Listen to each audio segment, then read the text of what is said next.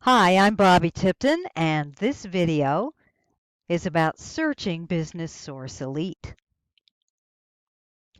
Now, you can get to Business Source Elite from our CPM guide, libguides.rutgers.edu/CPM, under the Finding Articles tab. And let's go live and see what searching Business Source Elite is all about. Here we are at our Certified Public Manager Program Guide, and we're in the Finding Articles page.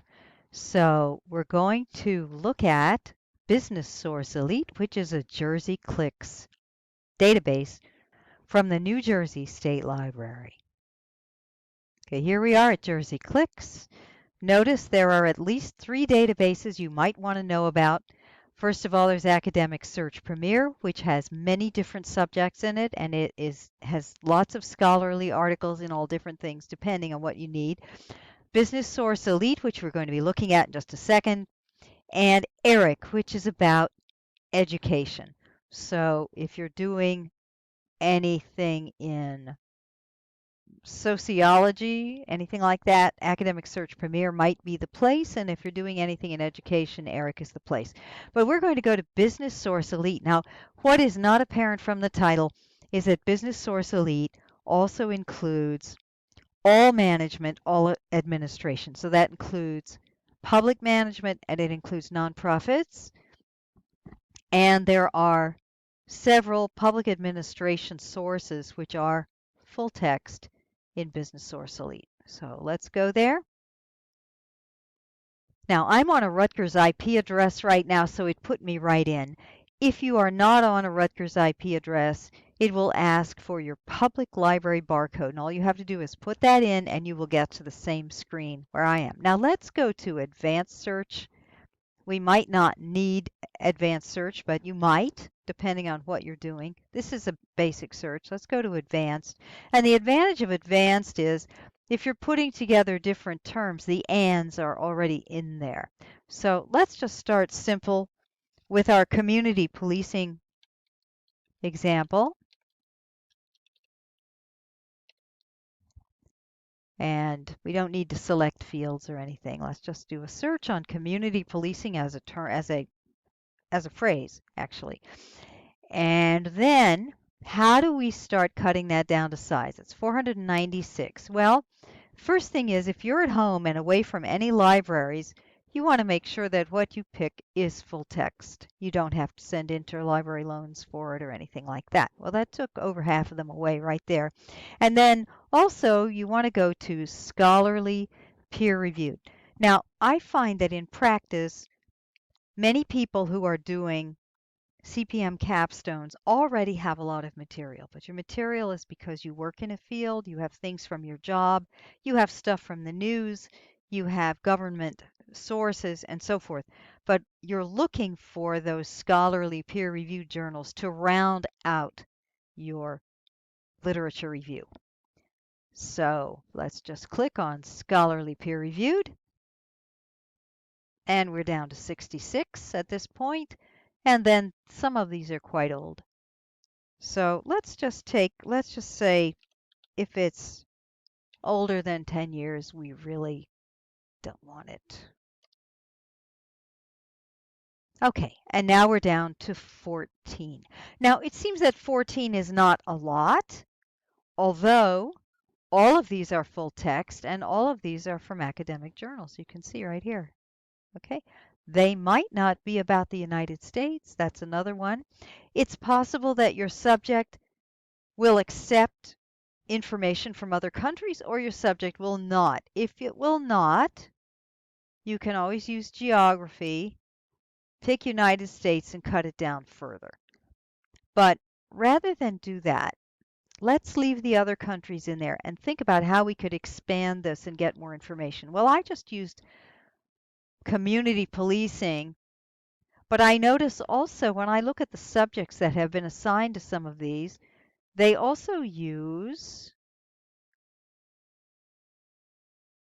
these are community policing, but they also used police community relations. So you know what? I'm going to add that.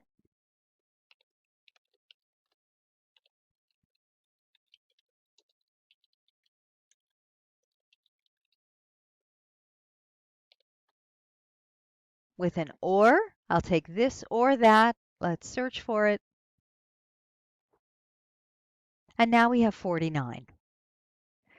And these 49 are all full text, all scholarly, and all since 2010. And that will work with anything else you find, other subjects that you find that you want to integrate. Now,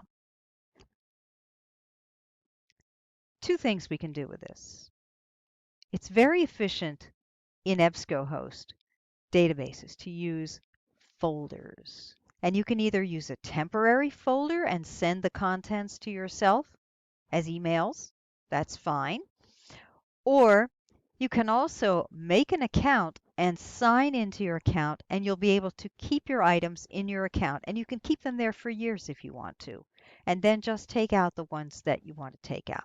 So in this particular example, I'm going to sign into my own account, which I have previously made with my Rutgers credentials.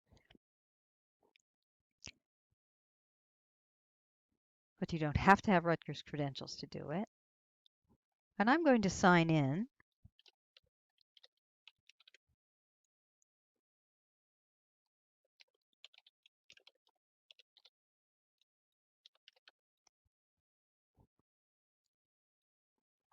Don't save. Don't save. Okay, and here we are, and here's my 49, and now they know that I am signed in. They know who I am. Now, what can I do? Well, the first thing I can do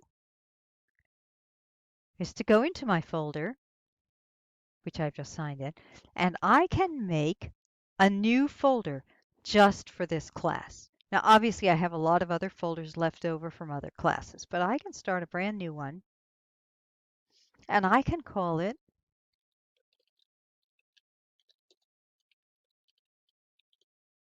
Community Policing. And this is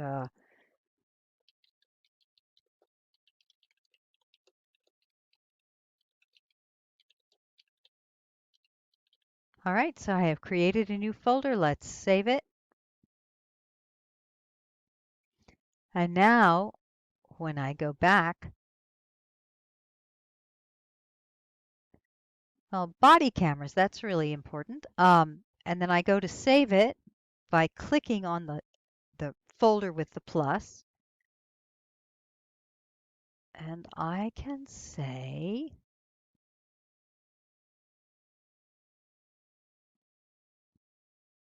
I want to put this in my community policing folder. Okay, here's another thing, has to do with immigration. And they know that I put things in community policing before it becomes easier and easier. Here's another one, LGBTIQ, community policing,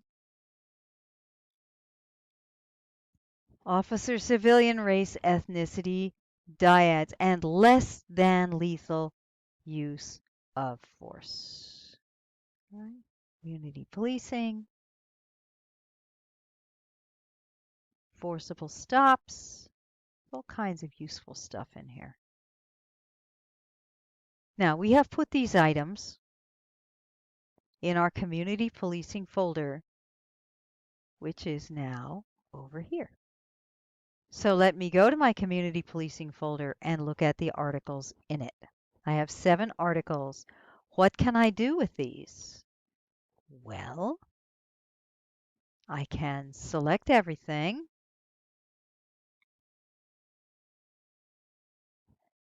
And I can save them as a file. And that's going to allow me to make my bibliography. I can also download the full text ones one at a time to my machine. Also, if I were at a lab or somebody else's library, I could email the stuff to myself.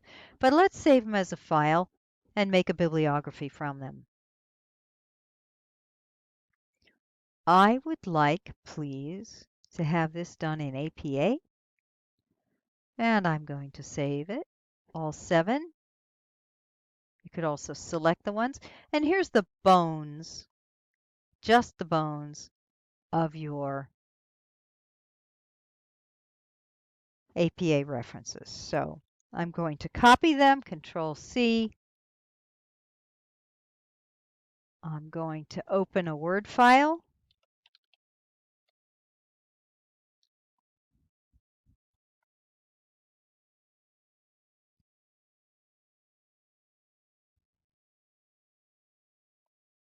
And I'm going to paste them, Control V. You can also do it with your mouse, whichever way you want to do it.